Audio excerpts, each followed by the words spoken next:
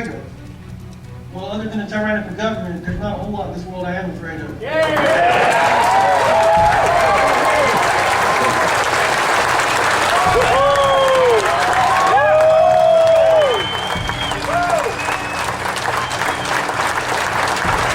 Right now in South Carolina, there is a constitutional carry bill, Senate Bill S.115.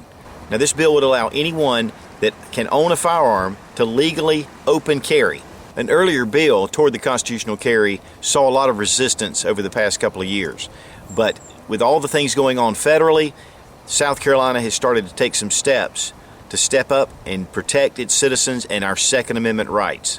So South Carolina Senator Lee Bright is heading this panel, and he has gone across the state and had public hearings for people to voice their opinions toward this bill. So this past week in Greenville, South Carolina, we had one of those hearings which I attended. The room was slam full with people all along the walls. There were 300 to 400 people that were attending this hearing, and overwhelmingly in support of the South Carolina constitutional carry bill. There were around 10 or so that opposed. To me, one of the necessary limitations is that all gun owners must have training, fingerprinting, and background checks.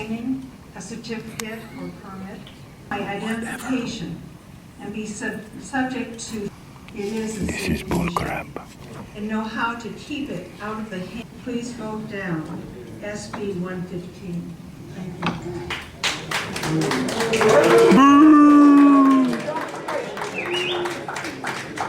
you. So this gave an opportunity for citizens to stand up and to speak about their concerns or their support or opposition of this new bill. Now, many different people got up to speak, and they had 5 minutes to do so. And I did get a lot of different video, a lot of really good supporting this bill, and some that did oppose. But this particular speech that this one gentleman got up and presented was just by far my favorite. Good evening, gentlemen. I didn't come here with the intention of addressing this council, but when I arrived, I saw an opportunity. I took it because it's maybe the only opportunity I can actually express my thoughts to you who hold the seats of power. I think that the State 115 bill is a fine bill. I think it's a step in the right direction. You're going to have concerns about people being nervous about the training issue, like the young lady or the lady addressed with how do we know that the people who are carrying are going to be responsible, going to be trained. I think that will sort itself out. I think anybody who's willing to take the effort to employ or to carry a weapon in defense of their life or defense of their loved one will take the effort to know the law and be cognizant of their responsibility. We know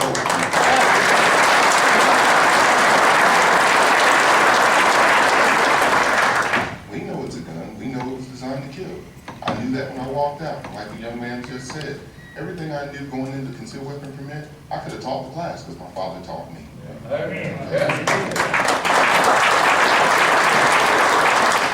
we're asking you to do as our politicians is to trust your citizenry.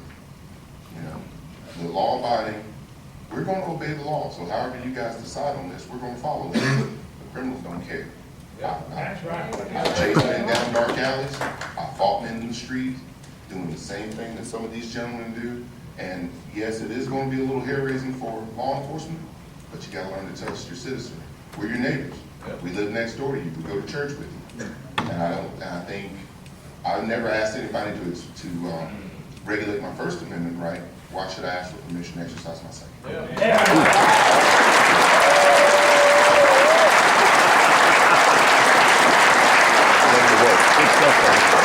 Now, as he was walking away, I reached out and I congratulated him on doing such a fantastic job. And he looked at me and said, "Thank you for the work you do."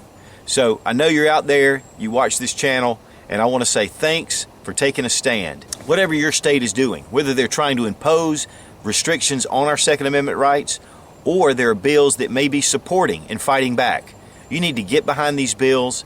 You need to take a firm stand, not only on the federal level, but here lately it's gotten into the state and even county levels, city levels. Take a stand, be active, get your friends involved, because this is the time to stand.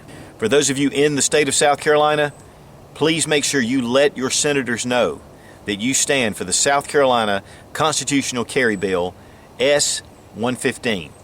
Be strong, be of good courage. God bless America. Long live the Republic.